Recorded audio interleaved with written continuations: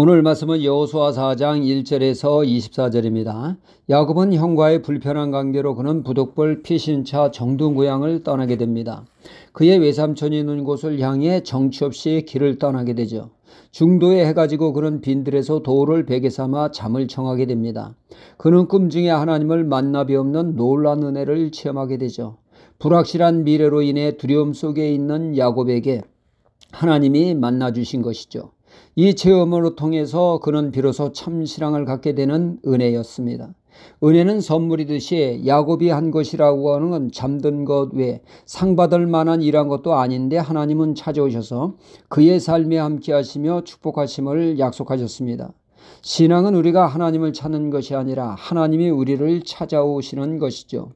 우리의 신앙은 그래서 모든 것이 은혜라 할 수밖에 없습니다. 그날 야곱이 베고자 한 돌은 하나님을 만나기 전에는 돌베개 외에는 그에게 아무런 의미가 없었습니다. 그저 그 흔한 돌이었습니다. 그러나 그곳에서 야곱은 하나님을 만나 뵈없는 영광스러운 장소가 되었기에 그 돌베개도 이제는 의미가 담긴 귀한 돌이 되었죠. 그래서 야곱은 돌베개를 세워놓고 그것을 베델, 하나님의 집이라 칭하게 됩니다. 그 돌은 하나님의 집을 의미하는 존귀한 가치를 지닌 돌이 되게 되었습니다. 우리에게 많은 날들이 있습니다. 1년에 365일이 있지만 특별히 의미 있는 날이 있죠. 그날을 우리는 기념일로 삼게 됩니다. 우리 자신이 태어난 생일부터 시작을 해서 결혼 기념일 등 다양한 기념일이 있습니다. 그날 특별한 의미를 되새기게 되죠. 그런가 하면 우리는 여행이나 의미 있는 곳을 다녀올 때 그곳을 갔다 온 기념으로 기념품을 사와 그곳의 특별함을 다시금 새기게 되어집니다. 간혹 우리는 잊어서는 안 될 인물에게는 기념비를 세워 그 정신을 두고두고 새기게 됩니다. 오늘 말씀에 이스라엘이 요단강을 건너 목적지인 가나안 땅 길갈에 머무르게 됩니다. 하나님은 그들이 머무는 그곳에 12개의 돌을 세워 기념하게 되죠. 그 돌은 12개의 수석입니다. 요단강 물속에 있던 돌입니다. 언약궤를 맨 제사장이 요단강 한가운데 서 있었고 그때 요단강 물이 바닥이 말라 길이 되어 이스라엘 백성들은 무사히 강을 지나 건너편에 당도하게 됐죠.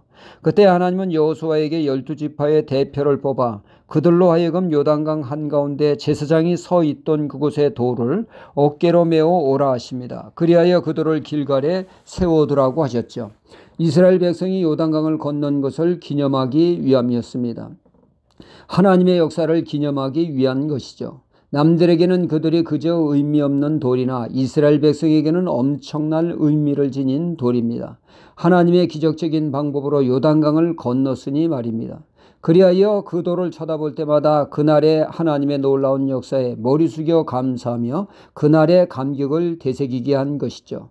그런가 하면 그 당시 역사를 경험하지 못한 후세의 자손이 그 돌을 물을 때 이 사실을 교육하여 하나님을 경외하는 신앙이 되기 위한 교육용으로 활용하라고 하나님은 하셨습니다.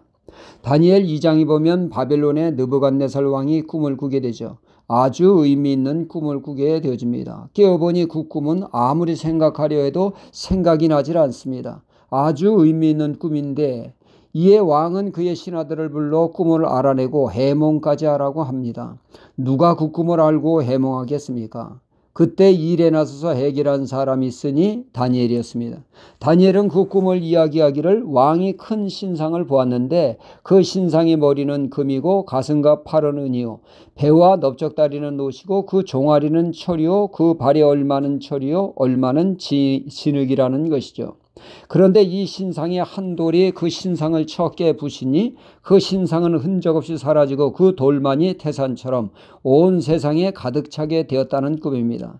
이 꿈은 바벨론 나라로부터 시작하여 여러 나라가 생겨 흥망성쇠를 거듭하지만 세상 끝날의 돌이 이 세상을 지배할 것이라는 것이죠.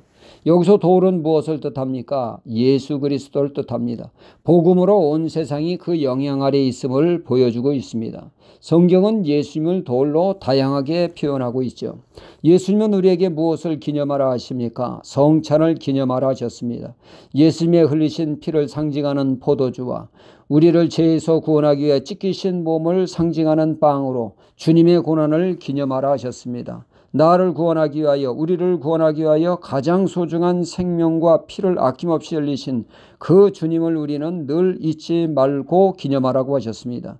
철저히 십자가의 그 사랑에 뿌리를 두고 어찌하든지 그리스도를 본받는 삶으로, 주님이 가신 하나님의 뜻에 순종하는 삶으로 하나님께 영광 돌리는 삶이 되어야겠습니다. 할렐루야.